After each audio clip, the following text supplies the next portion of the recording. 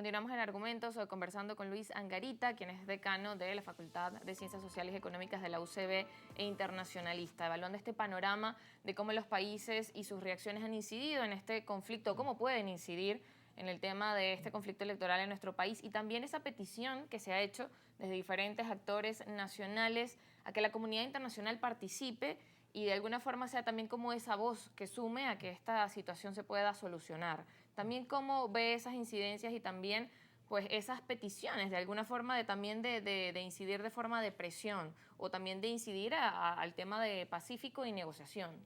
Sí, allí debemos entender que se le pide mucho a la comunidad internacional y esta tiene un alcance limitado. Por ejemplo, hubo, digamos, mucho ruido con respecto a una sesión extraordinaria de la Organización de Estados Americanos, de la OEA, tratando de hacer pronunciamientos con respecto a la situación venezolana, que al final no logró el consenso y la aprobación de sus miembros, pero recordemos que Venezuela se retiró de la OEA, por lo tanto cualquier decisión de este organismo no va a ser vinculante a la realidad y terminan siendo gestos que terminan siendo simbólicos. Ahora, en esos simbolismos hay cosas que ya dejan de ser tan simbólicas y empiezan a generar problemas reales a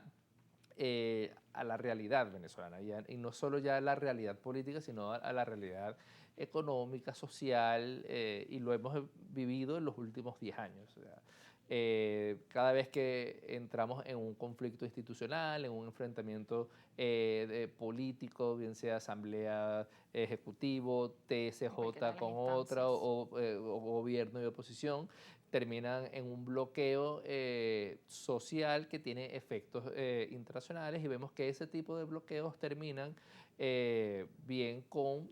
problemas de negociaciones internacionales, bien con problemas de negocios internacionales y poco a poco va aislando a Venezuela del sistema económico mundial. Bien, y justamente ese aislamiento es lo que genera pues esas consecuencias y que veíamos algunas de esas decisiones que se tomaron que afectan a venezolanos que están fuera del país, porque también estaban en realizar esos procesos legales, por ejemplo, quienes están en Chile, quienes están en Argentina y ahora se quedan como a la expectativa de qué va a pasar. Incluso habían reportes de denuncias de personas en Ecuador que entonces estaban en proceso de que les dieran el pasaporte y ahora quedó denegada la solicitud. Entonces también los venezolanos fuera quedan como a la expectativa de ahora cómo solventamos también el tema de su papeleo y el tema legal estando en estos países. Entonces, ¿hasta qué punto también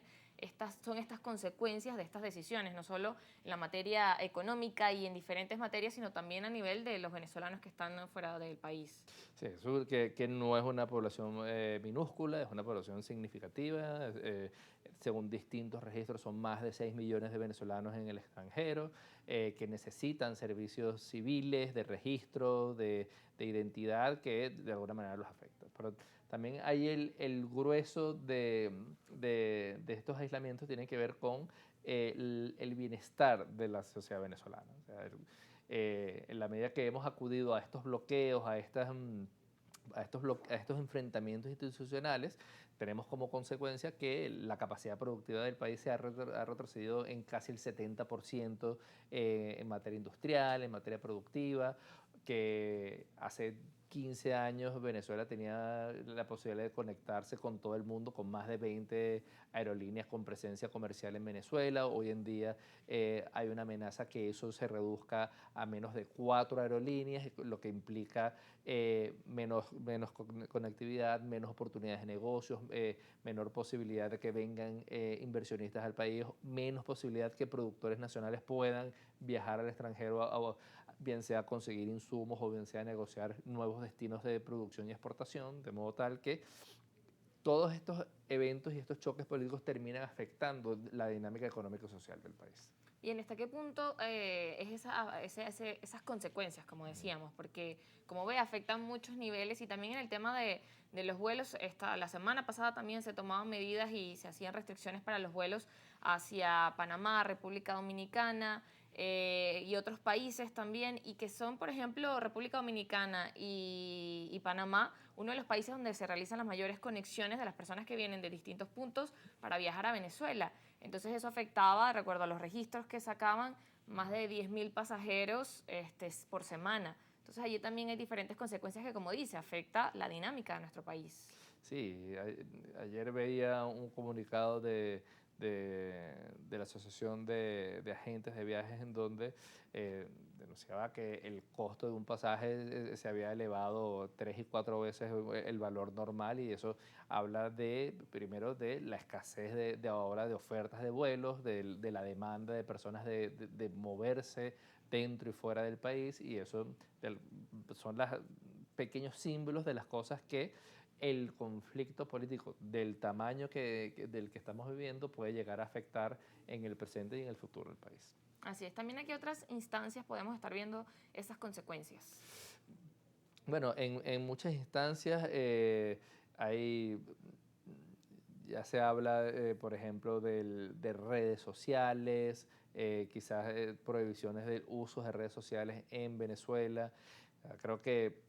nadie quiere volver a una Venezuela donde haya escasez o donde haya colas, eh, que poco a poco estamos tratando de darle solución a problemas que veíamos en el pasado, pero que podemos ver que si no se resuelve el conflicto político, el conflicto electoral, que dé de alguna manera estabilidad a la sociedad venezolana, podemos ver en el futuro como que una amenaza posible que sucedan este tipo de eventos,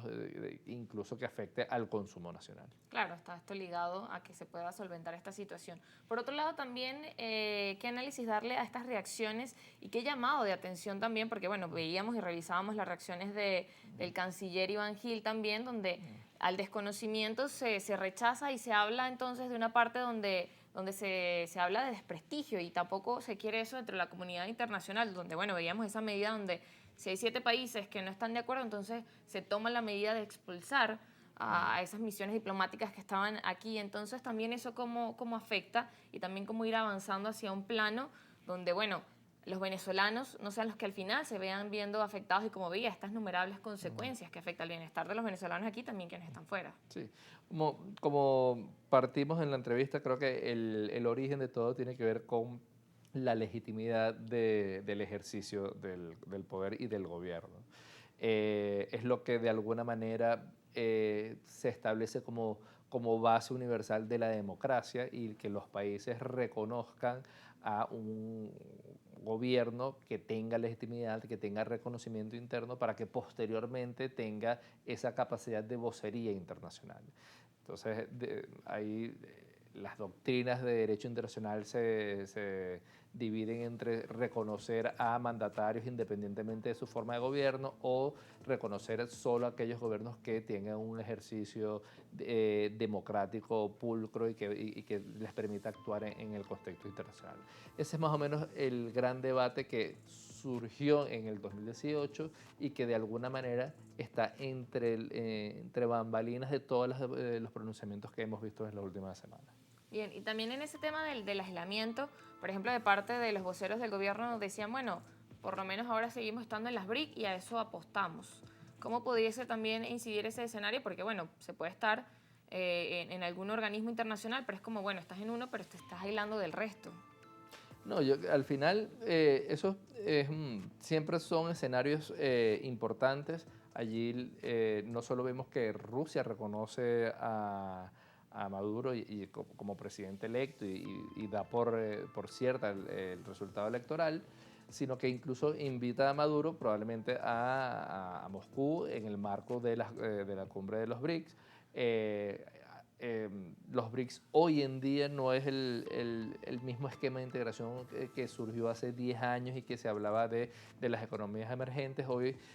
más bien son aquellas economías que, bien siendo emergentes, están quizás agrupadas con un criterio geopolítico de alguna manera contrastar al sistema occidental, de contrastar con el Fondo Monetario Internacional y su sistema de pagos, y tratar de crear mecanismos alternativos. Allí eso tiene un alcance, tiene, digamos, un tamaño al cual puede crecer. Venezuela puede acceder a estos mercados, pero de alguna manera ese acceso también tiene un alcance, tiene un tamaño que no le va a dar respuesta a los problemas que pueden surgir de un posible aislamiento. Yo creo que lo deseable finalmente es que podamos salir de una manera pacífica y negociada con un sistema legítimo que nos dé relaciones con todo el mundo, con la región, con los BRICS, con la Unión Europea y que podamos de alguna manera salir de este escollo y crecer económicamente. Sí, ese es el escenario que realmente se espera y que de alguna forma, pues como decíamos, estas consecuencias pues realmente se puedan ir reduciendo. Nos corresponde ir a la pausa, ya venimos, recuerden nuestras redes sociales, @argumentos_gb en la cuenta de X y ya venimos.